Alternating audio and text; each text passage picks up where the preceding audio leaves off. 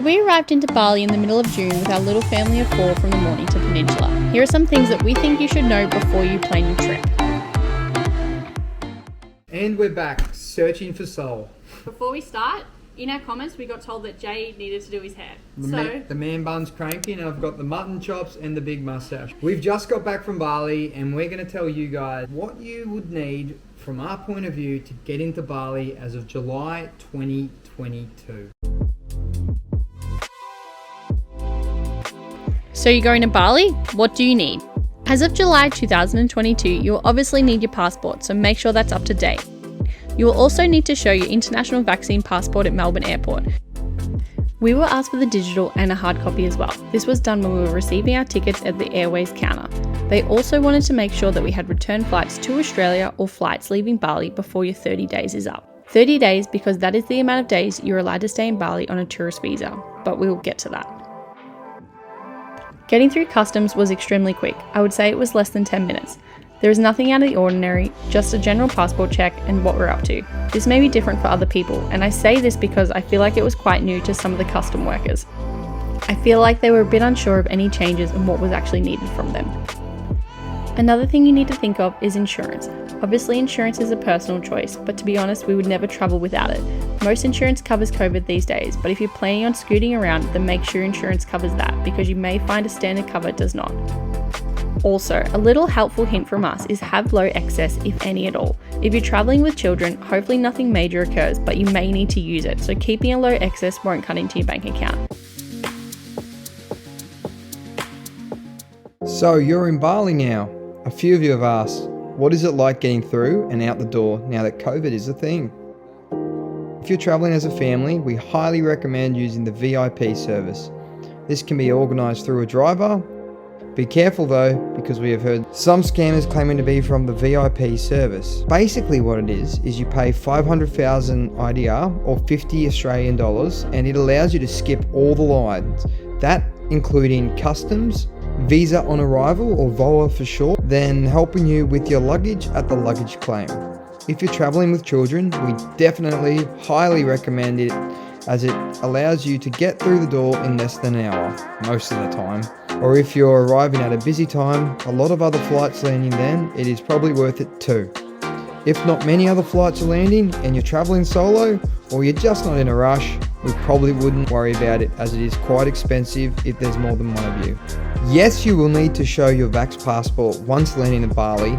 However, they just asked us for the paper version and it wasn't very thorough. It was a quick check and away we went. Again, if you have a driver organised prior, like we did, this makes life super easy. But other options include Bluebird taxis, which do have a set price, all metered from the airport, GOJEK or Grab. If you haven't organised this prior, you shouldn't really have to pay more than the 200,000 IDR or 20 Australian dollars.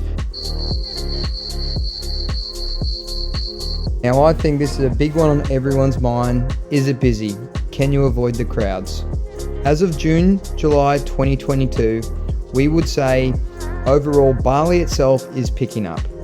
We stayed in 3 of the main places, including Seminyak, Canggu and Ubud.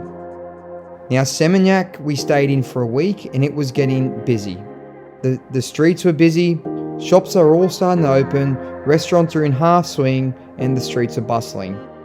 Massage parlours are our personal favourite, and that is a must check out in Seminyak. Canggu is very much the same, the vibe is alive, the clubs are in full swing, shopping's great. However, after needing to pick something up from Kuta, we found that the area was still very quiet. Most of the markets still shut and the mall was quiet.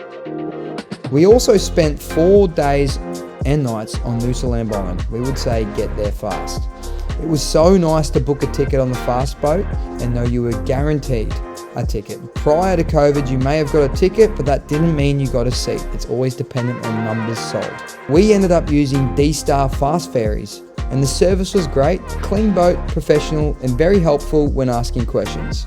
Lembongan itself was picking up, but you were still sometimes eating alone at a restaurant or swimming alone at a beach.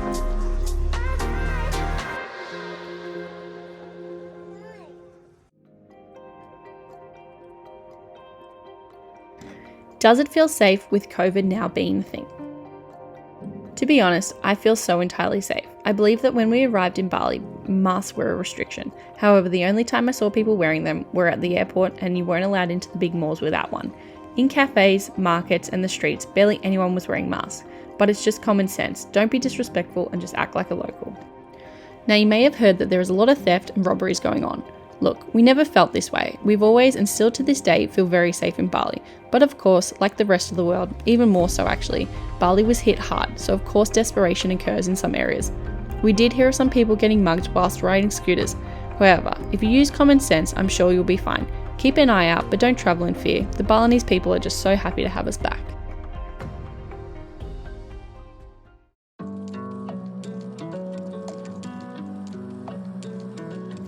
Here are some of our favourite places to stay.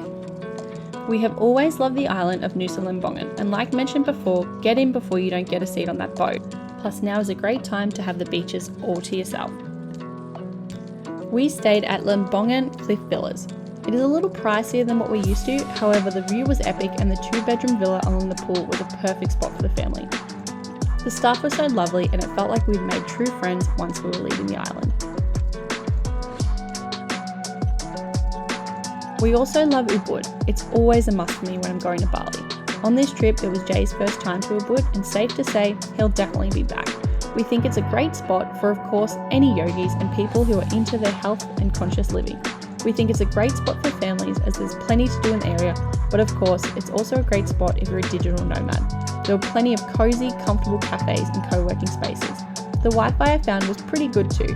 Ubud is thriving at the moment and it's definitely getting busy, so get in now while accommodation is still available. And our third favourite spot that we stayed as a family was Canggu. Is it worth the hype, you're probably asking? Well, I think it is. The more time we spent there, the more we loved it. It had a true community feeling, everyone kind of knows each other, and there's always plenty to do with friends. But if you don't like crowds, like we try to avoid sometimes, hang out at Nunggu. This is just 10 minutes from Canggu and it felt extremely quiet. It felt like where the locals kind of hang out and it felt like home to us. We will definitely be back in Nunggu. We're even looking at rice fields to buy. That's pretty fun.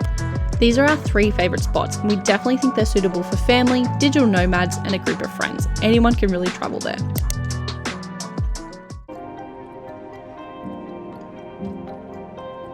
WhatsApp. I'm sure it's possible to get by without WhatsApp, however, everyone uses it. For transport, tours and accommodation. It is more used than Instagram or email, so definitely get it before arriving. It will just make your travels a whole lot easier, as everyone basically communicates this way. We also used it conveniently to communicate with the doctor.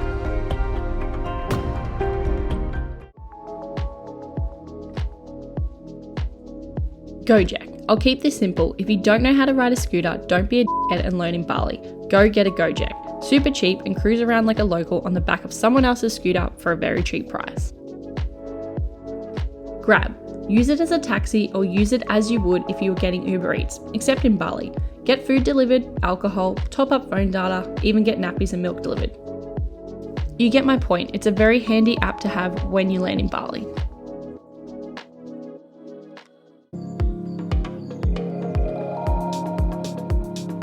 So if you've watched our first vlogs, you would see that Jay on day 1 got really sick with an ear infection, and on day 2, of course, Sol followed. This set us back over 800 Australian dollars, or 8 million IDR. So yes, of course it is expensive. However, we do recommend using Prime Plus Medical if you're within their call-out region. We can't recommend them enough. Their English was great, they were so gentle and kind, and of course very professional. We were able to write up full medical reports for our insurance.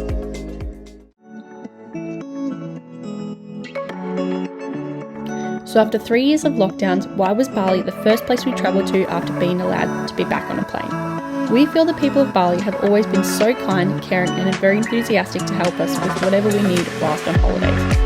I feel like since COVID, this has even amped up even more so. You're always greeted with a smile and someone is always willing to help you figure out what you need to do and how to do it.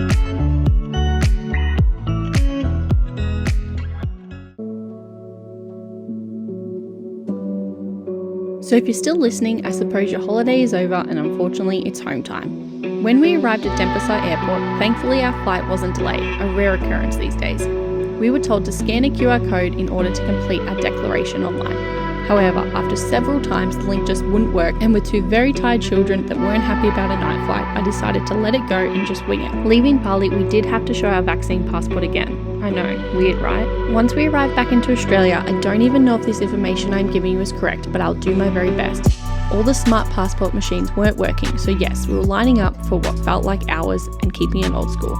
We had to pull out an old pen and paper and fill out a customs declaration form, and for some reason only a few of us were pulled aside to be told to do a random PCR test, which we politely declined. Customs was all over the shop, very confusing, very unorganised and very slow.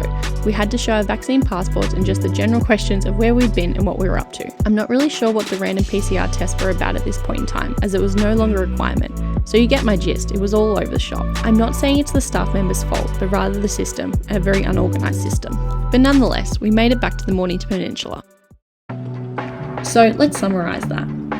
Yes, you need a vaccine passport or exemption. Travelling with kids, go VIP. Get there fast before it gets too busy. Bali feels very safe. Visit Canggu, Ubud and Lembongan. Get WhatsApp. Use GOJEK if you don't know how to ride a scooter. Use travel insurance. Bali's amazing, so hurry up and get there. Yes, you need a vaccine passport to enter Australia.